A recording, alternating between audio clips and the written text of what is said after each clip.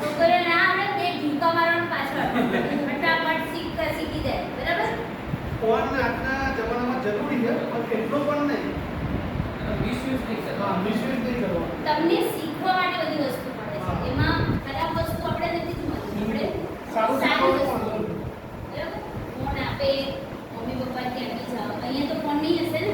હા, એટલે ઘરે જાવ એટલે ફોન બોન બધું હોય પણ વાપરવાનું કેવું કે આપણે એમાંથી કંઈ શીખી શકીએ કે ના આમાંથી આપણે કંઈ ઉપયોગી વસ્તુ શીખી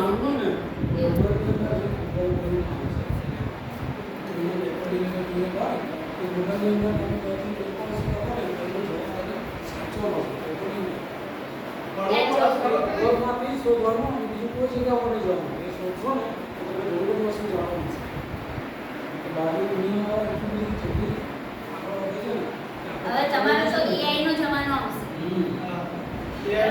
AI નો જમાનો આવશે એટલે રોબોટિક બધી વસ્તુઓ લાઈફમાં થશે તમારે. બોલવાની જરૂર છે. બોલતા બી આવડવું જોઈએ. બરાબર. અને મને અડધું પડતું ઇંગ્લિશ આવડે ને ઇંગ્લિશ પણ શીખવાડું. કેમ કે હવે દુનિયા છે ને એ હિન્દી અને ઇંગ્લિશ વધારે એ બી તમે ગૂગલમાં શીખી શકો. તમે કેવી રીતે બોલો, કોની સાથે કેવી રીતે વાત એટલે કરો. આપણે એમ નથી કહેતા કે એની ઉપર જ ફોકસ કરીએ. જો ગણિત અને ઇંગ્લિશ એ બે વસ્તુ બધી જગ્યાએ જરૂર પડે. જરૂર પડે. ગમે ત્યાં જાઓ તમે. બીજા બધા વિષયો છે ને એને જાણવા પૂરતા છે. હિન્દી અને ઇંગ્લિશ બે વસ્તુ છે ને એવી વસ્તુ છે કે તમારે બહુ શીખવા મળશે. બધા લોકો હિન્દીમાં જાય. મોબાઈલ એટલો પણ નહીં વાપરવાનો. જવાનું બહાર પ્લેન ગમો, કોઈ મંદિરે દર્શન કરવા જાઓ. અહીંયા તો તમે તો ફેમિલી સાથે નથી બરાબર, પણ તમે કોઈ ગ્રુપ બનાવો, 4-5 સારા જણા હોય તો આટલામાં ગમવાનું હોય. કોઈ સારું મંદિર હોય તો મંદિરે દર્શન કરવા જાઓ. આવું ઘણી બધી એક્ટિવિટી કરો પણ એટલું મોબાઈલમાં લાગી ના રહેતા. ખાલી સ્ટેટસ નહીં મૂકવાનું. સ્ટેટસ મૂકવા અહીંયા સરસ સેલ્ફી લઉં ના લઉં એમાં બહુ મજા લાગે. હા એ પ્રસંગ કરતા મોટા પાડો ને એ વસ્તુ એ તે પાસે નથી. એટલે તમારી લાઈફ બધી AI ની જમાનાની જે લાઈફ છે રોબોટિક લાઈફ. રોબો જેમ ચાલે ને એમ તમારે ચાલવું પડશે. અને તમે એમાં ઢળી પણ જશો. તમારે અમને હજુ અઘરું પડશે પણ તમે ઢળી જશો. બરાબર. એટલે પૂછો જ પૂછો. એમને ગમે તે લઈ લે. હા. પૂછો બોલો. શું બનવું શું છે તારે શું બનવું છે? એન્જિનિયર. ઓ વેરી ગુડ. સરસ. બધા બોલો વાળા પેટમાં શું બોલવું. બોલ તારે શું બનવું છે? ડોક્ટર. Very good. તારે પોલીસ. હા. ભાઈ તારે અરે વાહ મારા કેટેગરીમાં છે. બોલ. તારે પોલીસ બનવું છે. શું તારે? પોલીસ. તારે ડોક્ટર. આર્મી. Very good. સરસ. તારે એન્જિનિયર. તારે ડોક્ટર. તારે ટીચર. ટીચર. ઓકે. તારે ટીચર. તારે પોલીસ. Very good.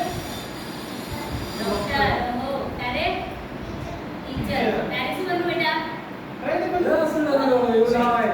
એવું થોડી ચાલે. અમારે જેવી સેવા કરજે કઈ ના બને તો. બરાબર. બીજાને તારે બેટા પોલીસ. Very good. બરાબર. બધા માટે ક્લેપિંગ. અને તમારું ભવિષ્ય સારું રહે, ઉજ્જવળ રહે એવી અમે પ્રાર્થના કરીએ. બરાબર. જેને બી ડોક્ટર બનવું હોય, વકીલ બનવું હોય, ફોજમાં જવું હોય, જે કરવું હોય, ટીચર બનવું હોય, પણ ભાવના એકબીજાને હેલ્પ કરવાની રાખજો હંમેશા. તમે આગળ વધી જાઓ તો તમારે બીજાની કેવી રીતે હેલ્પ કરવાની એ તમારામાં આવડત હોવી જોઈએ. તમે આજે તકલીફમાંથી ઊભા થયા છો બરાબર. તમારા મધર ફાધર બધા તકલીફમાંથી તમને આજે ઊભા કર્યા. તમે એ લેવલ પર આવ્યા તો તમારે બી તમારી પાછળ જો કોઈ છોકરું એવું હોય ને કે જે તકલીફમાં હોય, ના કરી શકતું હોય, તો તમારે બી આપણી પાછળની જે વસ્તુ ગઈ છે એને ભૂલવાનું યાદ નહીં. રાખી. એ તમારે યાદ રાખી એને તમારે આગળ વધારવાનું. બીજી વસ્તુ સાહેબો તમને હાથ પકડે છે પણ નહીં આવે. અને બીજા લોકોને જોજો કે ભણતા તો નથી ભણવા જ રાખે. તમારું બેસી એટલું સારું છે કે તમને ભણાવવા વાળા ટીચર છે. આટલી હેલ્પ કરે છે તમારી તો યાદ રાખવાનું. તો ખરાબ રસ્તે નહીં ચડવાનું. હા. ભલે અત્યારે સારું લાગે પણ આગળ પણ આગળ જતા તમને તકલીફ થશે. આર્મીમાં કેટલી મહેનત કરી. ભાગવું પડે, દોડવું પડે, બોડી બનાવવી પડે, હાઈટ. દરેક વસ્તુમાં મહેનત જોઈએ પણ ગોલ જરૂરી. આર્મીમાં જવું હોય મહેનત કરવી પડે. એ જરૂર. અને આર્મીમાં હજી નથી ગયા. ધીરે ધીરે ખબર પડશે. હજુ તો તમે એક સ્ટેજ ઉપર છો, તમે માણસો તારે આર્મી બનવું છે તો આપણે મોબાઈલમાં જોયું કે આર્મીમાં બનવા માટે આપણે શું કરવું શું કરવું કે યુટ્યુબમાં જો વિડીયો હા કેવી રીતે આપણે ટ્રેનિંગ લેવાય છે એની જો, કેવી રીતે તમે બધી એક્ઝામ વસ્તુ બરાબર છે. આમાં ધોરણ સુધી બધાય ભણવાનું.